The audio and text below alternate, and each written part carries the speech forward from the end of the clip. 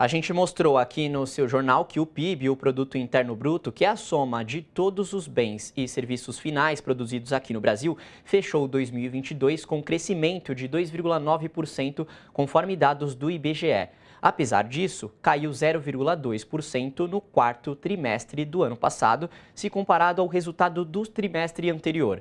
Esses dados apontam que a atividade econômica pode não ter um bom desempenho este ano, o que gera mais um desafio para o governo Lula, junto com a taxa altíssima de juros, tão criticada pelo presidente e economistas nas últimas semanas. Como será daqui para frente? Quem responde essa e outras questões é o diretor técnico do DIEESE, Fausto Augusto Júnior, que hoje está aqui com a gente no estúdio ao vivo. Boa noite, Fausto. Boa noite, Kaique. Boa noite a todos. Fausto, responde para a gente o que esse PIB do último trimestre do ano passado indica. Bem, primeiro a gente tem que olhar o 2,9, né? Crescer sempre é bom, mas o Brasil cresceu muito aquém das suas necessidades, ou seja, para gerar emprego, para gerar renda, e cresceu menos, inclusive, em comparação com países que já publicaram seu PIB. Então, esse é o seu primeiro dado. Nós não crescemos tanto, 2,9 é muito aquém para um país que estava saindo da pandemia, a economia voltando.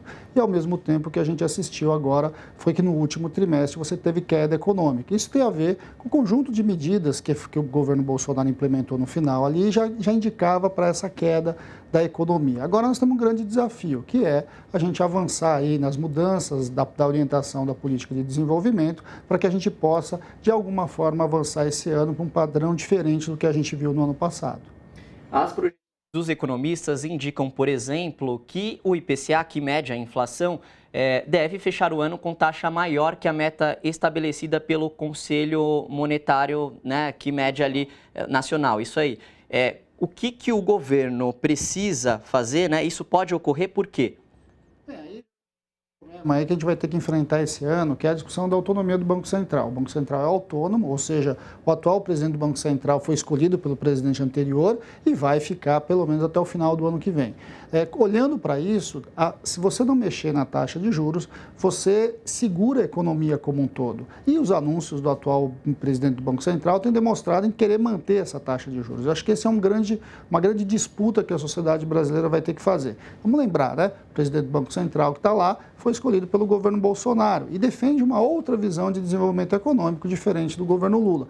Então, este enfrentamento da questão da taxa de juros é essencial para que a gente coloque o Brasil numa outra trajetória de desenvolvimento.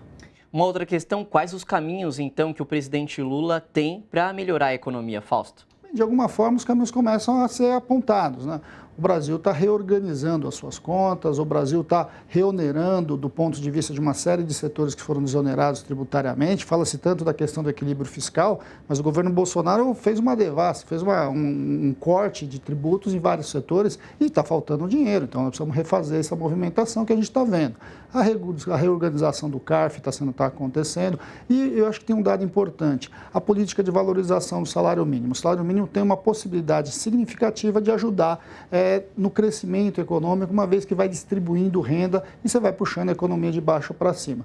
Mas também tem que recuperar a obra, tem que colocar o Estado como indutor do crescimento, ou seja, tem uma série de trajetórias e ações que o governo ainda está, vamos lembrar, né, passa 2 meses só de governo Lula, e que precisam e já estão encaminhadas. Como isso vai acontecer, quanto vai acontecer, eu acho que essa é a grande disputa que está colocada. Vamos lembrar, né, esse é um governo de coalizão, temos um Congresso bastante complicado do ponto de vista das questões legislativas e, ao mesmo tempo, você tem um país a ser reconstruído. O país a reconstruído tem uma vantagem, né? Ajuda a puxar o crescimento econômico, mas não há a menor dúvida que nós vamos ter que enfrentar a questão da alta de juros. 13,75, com uma inflação ali na casa dos 4,5, é um tanto quanto absurdo olhando para o resto do mundo. Vamos ter que enfrentar e essa é uma luta que já está contratada aí para a próxima reunião do Banco Central. E a gente está vendo que é uma boa luta, o governo está empenhado realmente em melhorar a economia, né, o Ministério da Fazenda e tudo mais. A gente conversou então com Fausto Augusto Júnior, diretor técnico do DIEESE. Sempre um prazer falar com vocês, melhor ainda pessoalmente. Semana que vem a gente tem um outro encontro. Fausto, obrigado. Com certeza. Eu que agradeço, boa noite a todos. Uma boa noite.